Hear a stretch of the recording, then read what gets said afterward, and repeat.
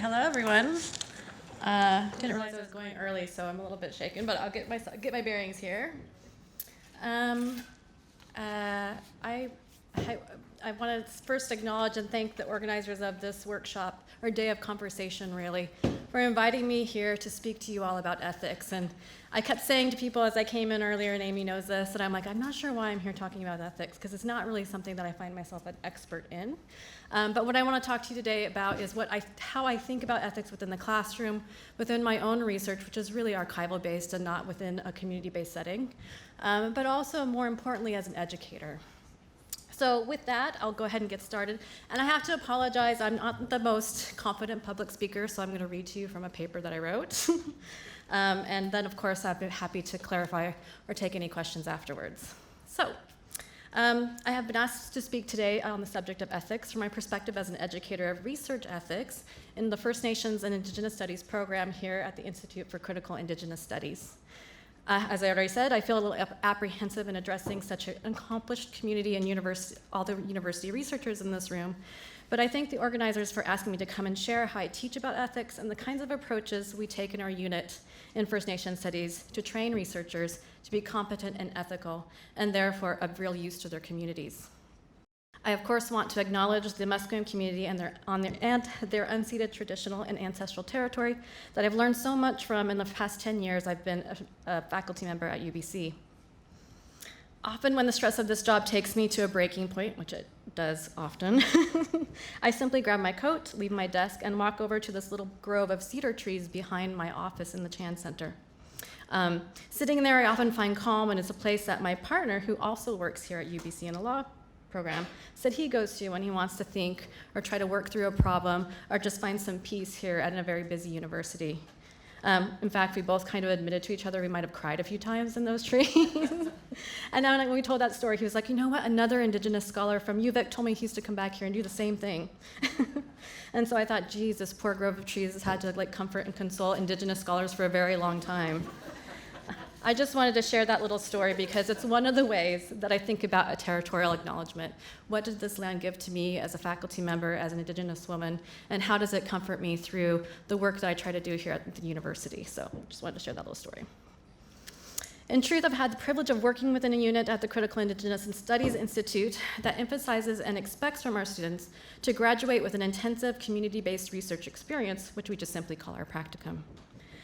We want them to understand and work within not only the ethical guidelines set out in what we kind of use in our formal process, the TCPS 2 Chapter 9, but also beyond the basic expectations of these formal review processes that we all undergo in various capacities. We expect our students to carry themselves in a good way, with a humble heart, and that the research they produce is not only community-centered, but in the best case scenario is also community-driven when possible. While our research practicum is an undergraduate capstone experience, we hear time and time again about the sophistication of the work produced, and the many years my colleagues, Cheryl Lightfoot, Daniel Justice, Link Kessler, Sarah Hunt, and Glenn Coulthard have taught the practicum, we have witnessed our students move on to tribal leadership roles, become community researchers, take on leadership roles here at UBC, such as Amy Perot, or Cecilia over there. And of course, quite a few have moved on to graduate studies. As a way of introduction of myself, I am an Anishinaabe and Mexican woman whose family comes from north central Mexico and the area around Cass Lake and Leech Lake, Minnesota. My mother's family were undocumented migrants who came to the US to work in the beet fields in the 40s and 50s to make a better life so that I might someday migrate myself across another border to raise my family and be here with you today. My father's family have also been the subject of university research, and in fact, my great-uncle Paul Buffalo's stories and life history are archived at the University of Minnesota Duluth, many of which of his stories have been transcribed and are available for online viewing through the University of Minnesota. That particular project has led me to think in my own research about the ways universities hold on to our life stories, and what are the ethical conversations that we need to have when it comes to these holdings. These sets of questions had led me to undertake a project most recently with the IRS HDC and the wonderful women and staff there, which is in its very preliminary stages, but it is around student engagement with the archive and the ethical questions that must be answered before any engagement takes place. In thinking about what I could possibly offer in the way of a research ethics discussion, I was struck by the fact that this week in my Indigenous Studies classroom, I had the privilege and pride to teach 3 articles from graduate students who are here at UBC on the collaborative projects they have done within community and for their community. One of those articles was a project by FNIS alum and Musqueam scholar, Jordan Wilson, who created for the university a walking tour of many of the house posts you will see as you walk around the campus. And you might see this little book. There's some downstairs. Pick one up. This walking tour guide you can pick up at the Belkin or downstairs, which I just noticed when I was coming in.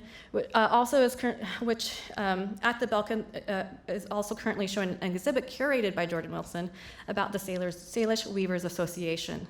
I bring up this article and walking tour because I thought it was just an excellent way to frame a conversation on ethics at UBC and the commitments UBC needs to make in its ongoing commitment to Musqueam and to Indigenous studies and Indigenous research. In it, Jordan takes us to the relationship between the university and the Musqueam Nation, one in which the university at first takes on Musqueam house posts to assert a certain way of viewing cultural objects for its own distorted and inaccurate purposes, as Wilson says, depoliticizing them from their original context. Yet by the end of the tour, Jordan brings you to the most recent house post by Brett Sparrow Jr., just right out here. If you look out the window, you'll probably see it, for the 100th anniversary of the university. Wilson asserts the university with this post has now begun to understand the political and legal meaning of these gifts that assert this is still Musqueam land. The historical shifts, of course, are evident in this room today, but one that must be continually attended to, and I think that's one conversation I keep hearing over and over again, that what is it that the university and this office is going to do to recognize legal and political commitments to self-determination in Indigenous communities. That the university will always have cultural belongings or Indigenous presence is one thing. That they understand and recognize the self-determination and legal authority of Indigenous peoples is another. At any rate, I highly encourage you to take a look at the book and do the tour if you have some free time for the rest of the day, which you might because we're kind of ahead of schedule. I could sing the praises of our alumni for the entire 20 minutes I have up here, but that would probably be more than a little self-indulgent. What I would like to do with my time is simply tell the story of how my unit has hoped to frame the subject of research ethics for our students, graduate and undergraduate. While FNIS is an undergraduate program, we do offer one graduate course on Indigenous research methodologies and ethics, which I've had the privilege to teach for the last several years. I think it's a testament to the desire for students in graduate work and other researchers to have this conversation just by the amount of students who want to take that class. I've had to impose an application process because the overwhelming desire to take that course, and we just don't have the capacity to do it. And when I do teach that course, it's interesting to me because I have people from the medical school, I have people from architecture, I have people from journalism, I have from all over the university. And of course, when I teach that Indigenous research methodologies class, I'm like, well, how am I going to do this? But somehow we figure it out. Many of you are probably well familiar with Indigenous research methodologies, as evidenced by the conversation this afternoon, which operate on a spectrum of community-based participatory research to community-driven and collaborative research projects. Much of the literature on Indigenous research methodologies and ethics works to undo the impacts of colonial assumptions about the value of Indigenous peoples' knowledge and culture, assumptions that led to the pillaging of belongings, bodies, and traditional knowledge primarily for the gain of others. This story is one well documented and one we discussed earlier, and I just wanted to presence Linda T.Y. Smith's work, who reminds us that for many Indigenous communities, research is still a dirty word. Her point is upheld by the history of research ethics in the West, which overall has been a story about war crimes, power, and abuse, and responses to such atrocities. When I teach my research ethics unit in the methodologies course, and I have to give credit here to Link Kessler, who we've talked about many times, whose syllabus I borrowed some of the readings from, we begin with that history. The students read early ethics declarations such as the Nuremberg Code, the Declaration of Helsinki, the Belmont Report, and learn the history of abuse that such documents addressed. We watch President Bill Clinton's apology to the survivors of the Tuskegee syphilis study and discuss how apologies by state agencies, often aimed at marginalized communities, often come too little or too late and ring hollow if not followed up by action and the changes that they are meant to attend to. All of this history shows the students that the world's discussion of basic principles of ethical research were often instigated by the exposure of extreme abuses of power and the dehumanization of research subjects in a research context. Of course, we have, as Indigenous people, a number of stories to tell in this same vein. However, the positive part of this history is that the West, when confronted with its own values and failings, have come together in international and national context to condemn the atrocities committed in the name of research. And yet these conversations are never fully complete as the nature of research changes and proliferates, and those doing the research are no longer just those who have traditionally held power. The world of research ethics, in a sense, is always a step behind, and thus must always be an ongoing consideration and conversation amongst us as researchers and educators. Indeed, the Tri-Council policy statement's updates primarily have been to address the context of Indigenous research in response to the demands of Indigenous communities and researchers for change and redress. In addition to these readings, of course, the students are asked to read university-based research guidelines, take the TCPS training, and more importantly, given the opportunity to read guidelines for ethical research designed by Indigenous communities themselves. In navigating the history of research ethics in the West, the contemporary expectations of their own institution, as well as Indigenous nations' approaches to the subject of ethics review, the students are perhaps awash in conflicting and confusing expectations.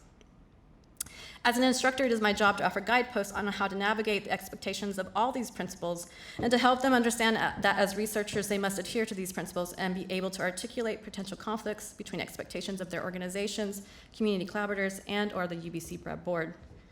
In the end, however, I want them to understand a simple definition that ethics is a comportment, how you carry yourself, and as someone said earlier and again this afternoon, akin to morality.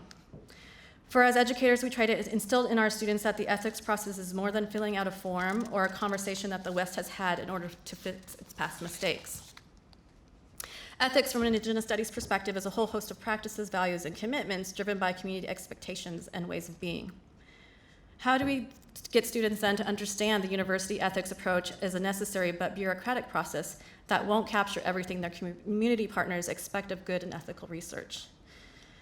In my undergraduate research methodologies course, after we read a number of those ethics documents, I asked my students to write a personal research ethics statement.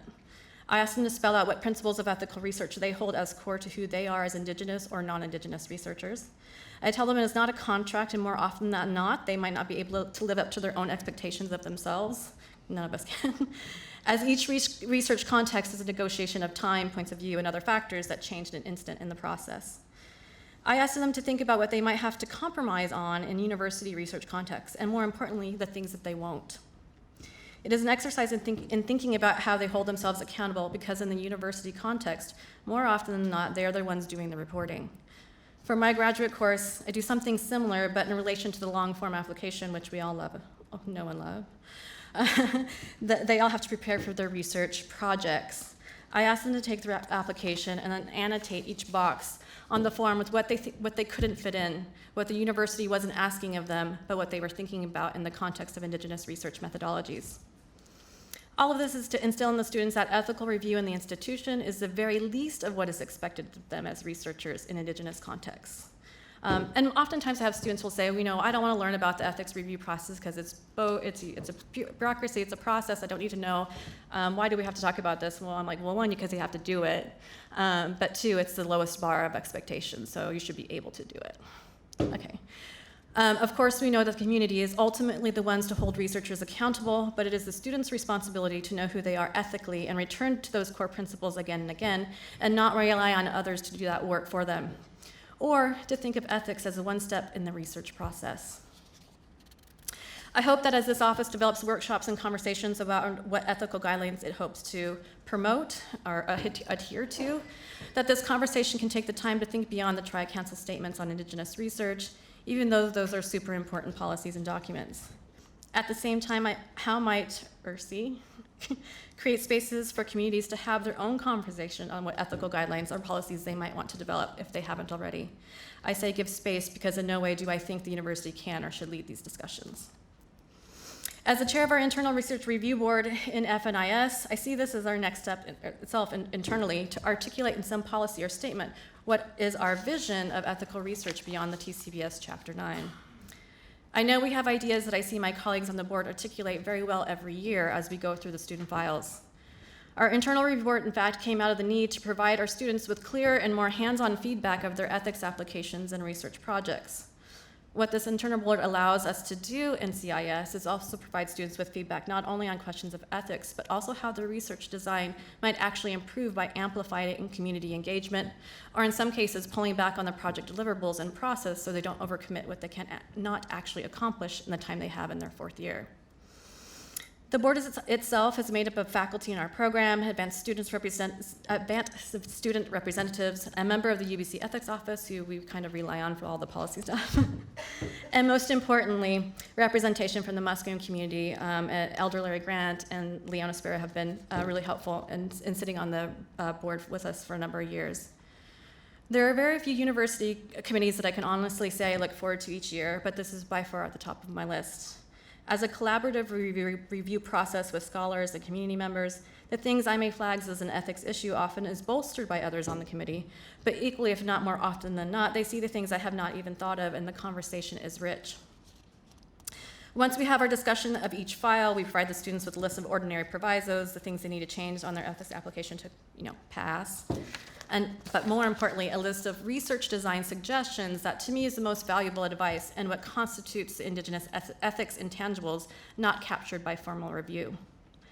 I think this collaborative approach to ethics review by people who do this kind of work has a lot to do with the success of our practicum program and the research partnerships that continue to support it. Finally, the last point I want to make flows from my work with our Faculty Association on Equity and Diversity in my capacity as the Status of Women Chair for the university. I had the privilege of attending a conference last Friday in Ottawa on indigenizing the academy. We haven't figured it out yet. Hosted by the Indigenous staff and faculty of the Canadian Association of University Teachers. What struck me as the main argument in most of the presentations was that to do Indigenous research from an Indigenous methodology and ethical standpoint, one needed an institution to understand that ethical research for Indigenous community members meant that things like relationship building, meaningful consultation processes, accountability, and community-based knowledge dissemination is a labor-intensive process that doesn't fit neatly with the administrative expectations of faculty research timelines for promotion, tenure, or other standard bearers of success. Last week, it broke my heart a little to witness beautiful, strong Indigenous women present one after another, not on their path-breaking and super important work they were doing for their communities, but presenting on the subject of burnout in their first year, trying to juggle the university's expectations of success against what they really cared about, how their community felt about their work, and what they were doing. The community work and service that these women felt not only obligated to do in order to align themselves ethically to collaborative Indigenous research projects often was met with skepticism and resistance when it came time to report on their research activities in yellow reports. In addition, the work they did to give back to their communities in the form of community reports, policy recommendations, and other forms of writing was not counted as real research in their assessment. As part of the ethics conversation I teach to my graduate students, and that we look out for in our undergraduate review board, is that the researchers are also protected and cared for, because good research practices will not come from tired, overworked, and under-acknowledged Indigenous researchers. It is my hope that this office also provides Indigenous researchers with the supports they need to translate their research activities as work, recognized and affirmed by their institutions as much as it is by their communities. Miigwech.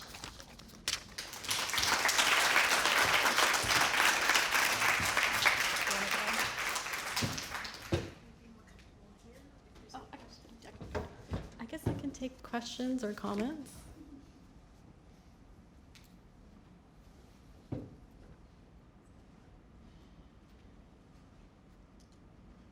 Or we can. Oh, I thought I was off the hook for a second.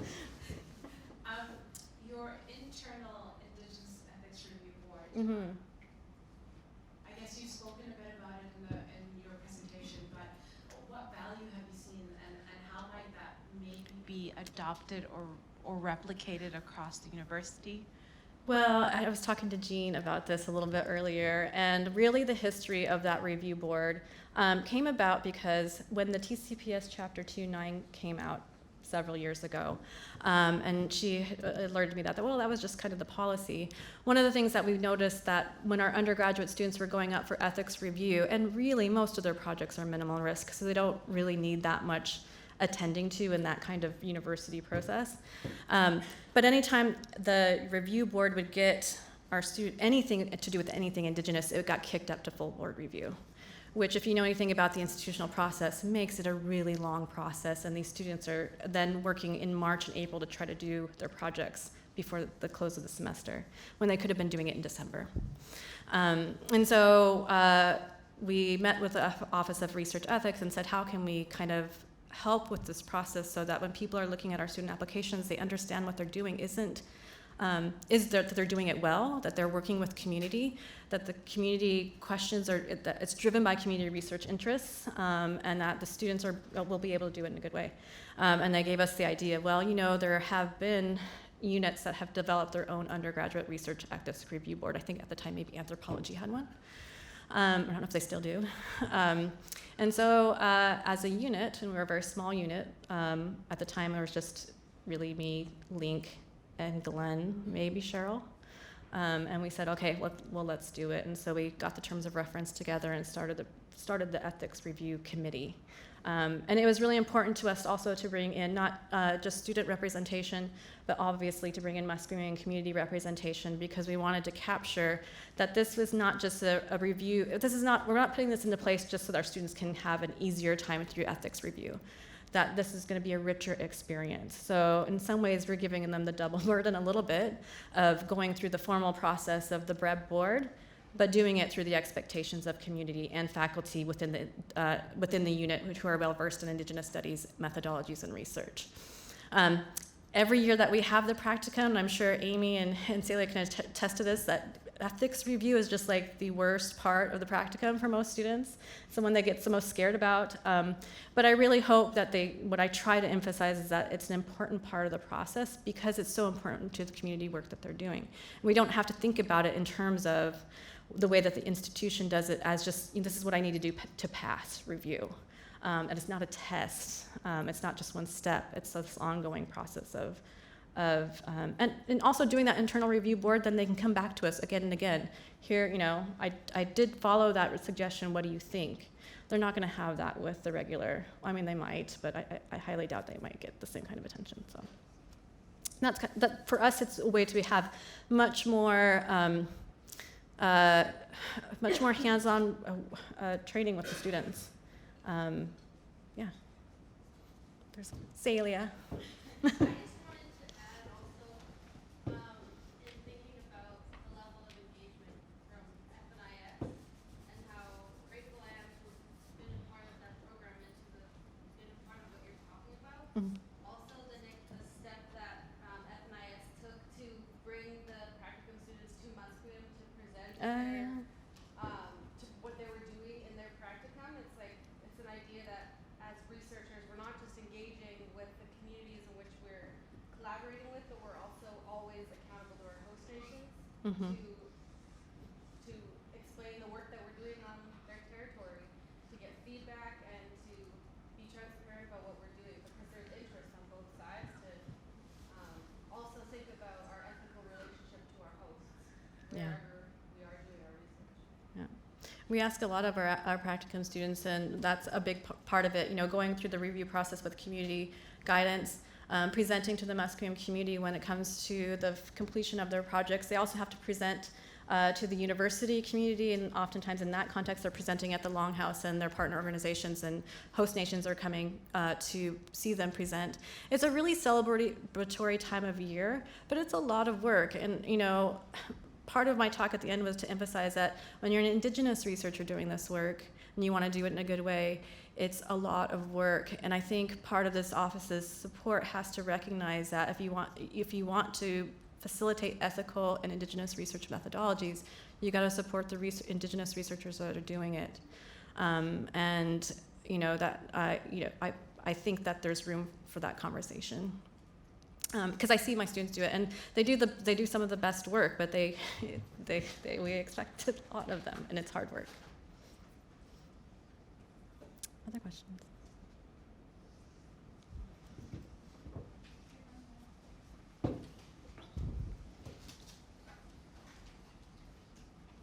So both my friend here and I, when you just had that last little couple comments, both of us went, ooh, at the same time. Maybe I'm not understanding it right, or maybe I am, and that's why we, ooh. So Indigenous researchers are treated like a cohort of Indigenous researchers. They're not necessarily considered to be Ktunacha or Intlakapan or Statlium. We're calling them Indigenous. We're putting them in front of Musqueam to have Musqueam be the ones who are the test or something on whether or not they're doing their work right. Because that's real concerning if that's what we're talking about, especially if we're going in front of somebody to present our research.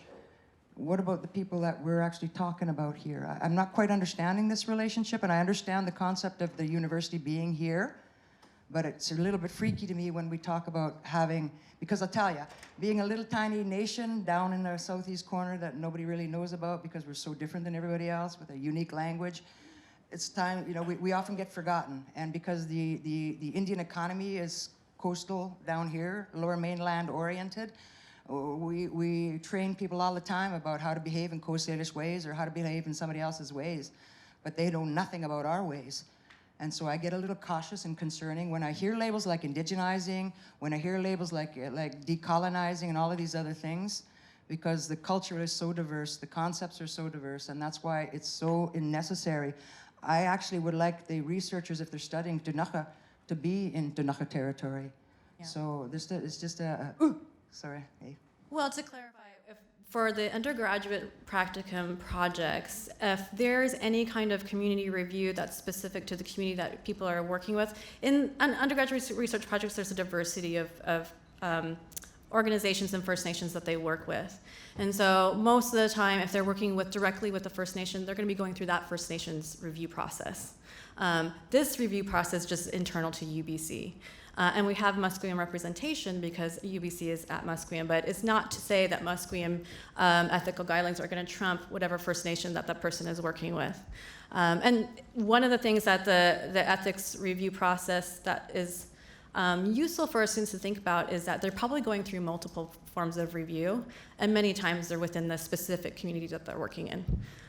We have had students work in home communities outside of, even in BC, so we've had students go back to their home communities in Minnesota, and we've worked with their First Nation Council and review process and done it that way. So it hasn't always just been within the UBC, but for the majority of the students who are coming through, they are working from nearby communities and communities in the Lower Mainland.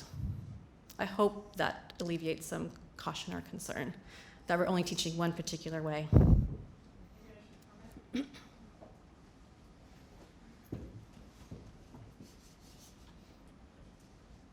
you for your comments. Can you hear me? Okay. I'm Leona from Musqueam, and we have worked with the First Nations in Studies program since its inception, I believe, and we are an advisory to them, and they are an advisory to us. The students come to Musqueam to present their research topics because they are invited to Musqueam. They are not required to come, but because we've worked with the program from its inception, we give the students an opportunity to express their research and in a good way, and they also bring their host communities, whoever they may be, to Musqueam as well. And it's a very nice evening where we share a meal and share some discussion about the research they've done. And it works for everyone, so it's not a threatening experience for the students, nor is it a mandatory experience for the students, as far as I'm aware. Thank you. Yeah. Thank you, Leona. Other questions? Charles?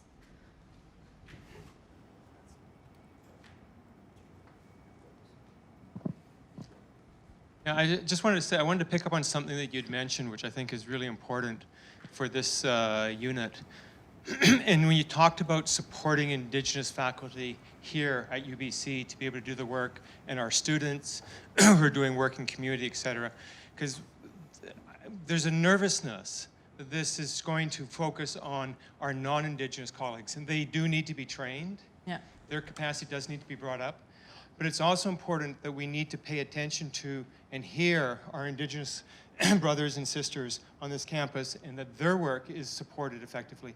Because there are different types of support, and I think some of the things you mentioned about the presentations you saw, people being called upon to volunteer for this, to answer to that question, to be the expert on all manner of different things, when there is perhaps a couple dozen or 3 dozen of us, if we're lucky, on this large joint campuses between Vancouver and the Okanagan campus. So I think I would just really like to support what you said and to emphasize that this needs to pay attention to that good work that's going on, and that we need to listen and think about how to change the ways in which our faculty work is actually evaluated and considered, so that all this work in community is seen to be part of an authentic, reasonable intellectual tradition and intellectual contribution. So thank you for what you had to say. Thank you. Am I done? Just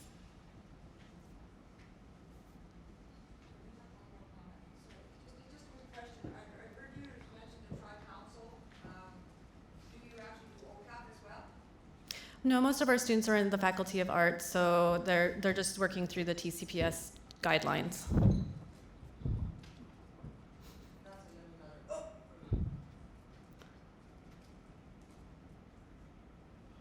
Other questions or comments?